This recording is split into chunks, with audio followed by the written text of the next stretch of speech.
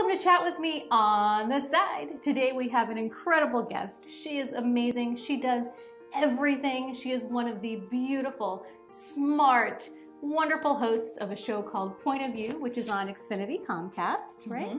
And she is an entrepreneur, and she is an advocate for women and young girls everywhere. This is Candice Blake.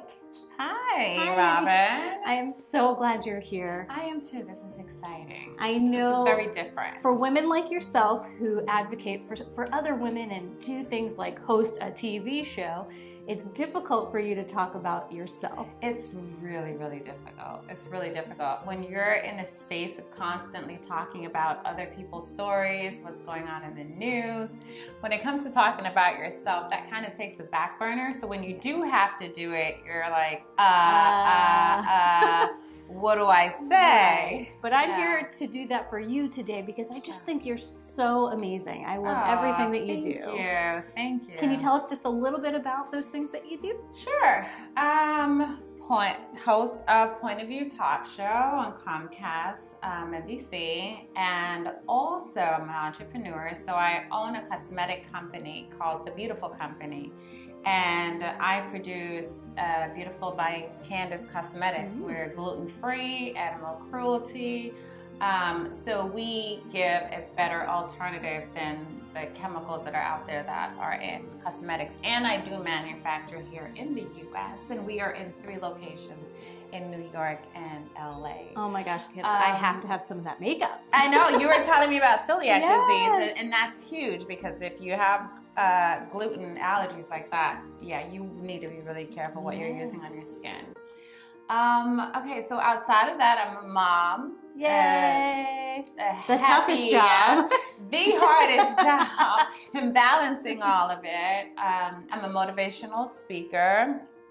And yes, I'm a women's rights advocate and young girls. So I deal with a lot of the human trafficking girls in Orlando. I work with homeless girls, trying to get them housing, and just help them get back on their feet. What is the name of that organization? That's Hands Off organization. Oh, wow. Okay. Yeah. And how do they find you, or how do you find them? We kind of find each other. Okay. We kind of find each other. I started initially through my church, young girls or women, even women with children that were homeless.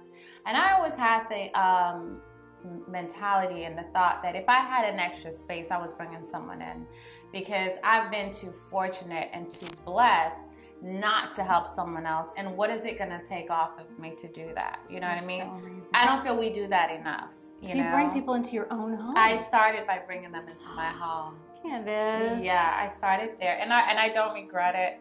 I've been through different situations with young girls, but today they're on their own. They have their families.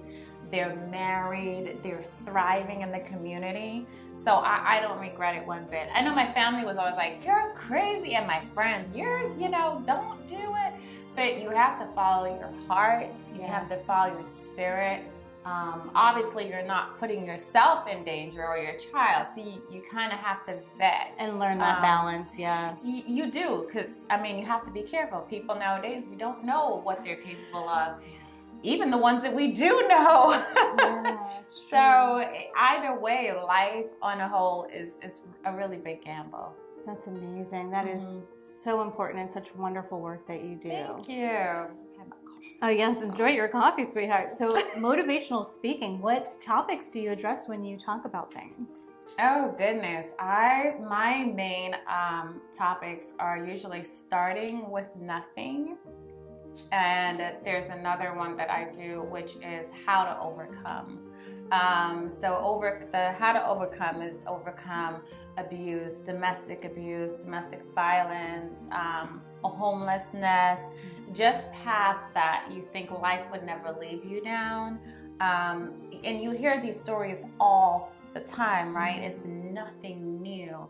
But I think when you hear it from someone that has gone through it and has come out on the other side, it can resonate with someone that's probably going through the same thing. Because they can't picture that other side right Absolutely, at that moment. absolutely not. And then starting with nothing is literally that. It's how I started my business, because I'm 100% self-funded.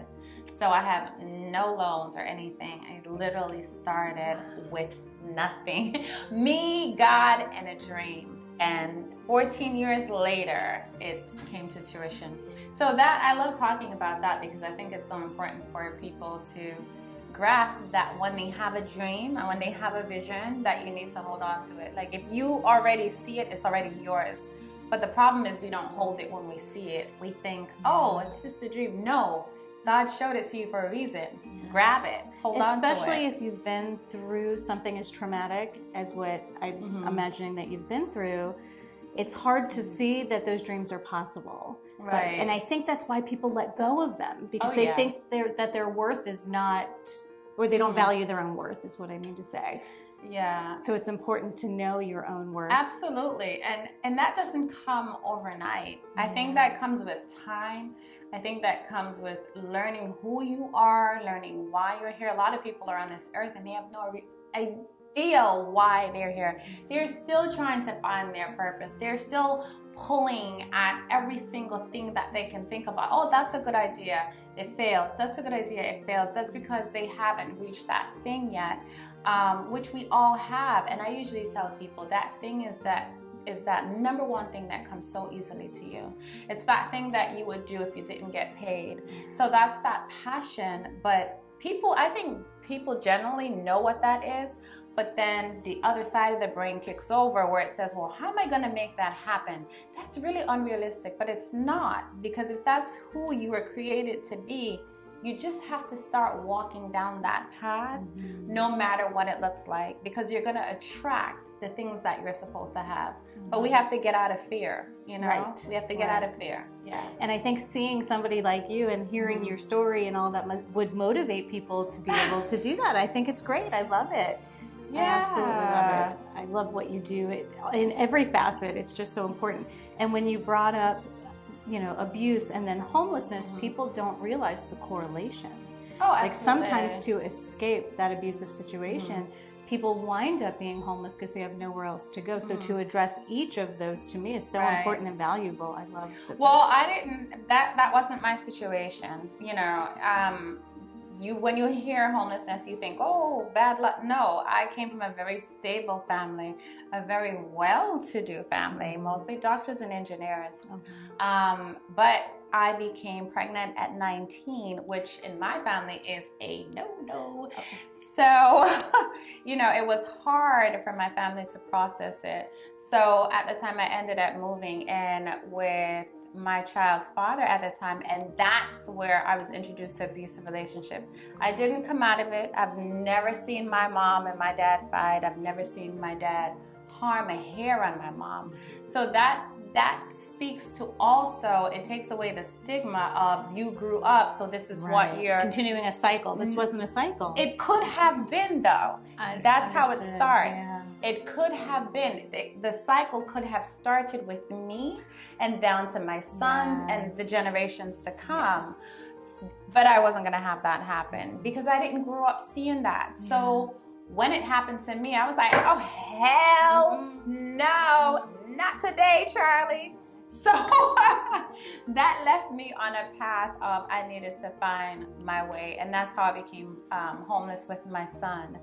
But even in that time, I'm grateful and I'm thankful because in that time, I found my purpose. I always tell people, your purpose is in your pain. You have to identify the hardest thing that you've gone through, and that's your purpose. Because you didn't go through it for you.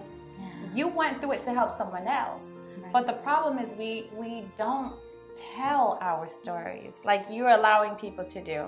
We don't share our testimonies. So if you don't share it, you're still bound. Yes. So what has happened? It has some sort of control over Yes. you. Absolutely. You have to speak, you have to tell, because that's where healing starts too. And I think the problem is today, a lot of women, we are not healing because we are not dealing with those hard issues. What we did, we went ahead and we buried them and we covered them up and we said, forget about it. And then later in life, you meet someone or something and that's a trigger. And then all of a sudden, that situation that you buried a long time ago, you're like, oh my goodness, why am I feeling this way? It's because you didn't deal with it properly. And now here it is full-fledged and it seems larger than life. But it's an opportunity to deal with it and heal. Right. Yeah. Right. And where do you recommend, if somebody is going through this right now and they're watching this, if they're in an abusive relationship or even homeless, what would you recommend? Who should they contact first? Is there an organization separate from yours, or do you feel like they should contact your organization? Is there, what do you recommend? Don't contact me. Don't contact me. A year ago, I would say, yes, it's my phone. Oh my goodness, my phone. Yes, it's very overwhelming. I am still there for the girls I work with, don't get me wrong. But if you're in an abusive relationship, contact Harbor House. And I think too, a lot of it, when it comes to abuse, a lot of people don't understand. Abuse it runs deeper than just someone getting hit or a woman getting hit. Let's start there. The worst thing that we can do is say, oh, why didn't she get out of it? Leave. It's easy to say leave. This person, when they're leaving an abusive relationship, is when it becomes the most dangerous and the most volatile. So you have to have a plan. Contact an agency that can walk you through a plan and you can leave safely.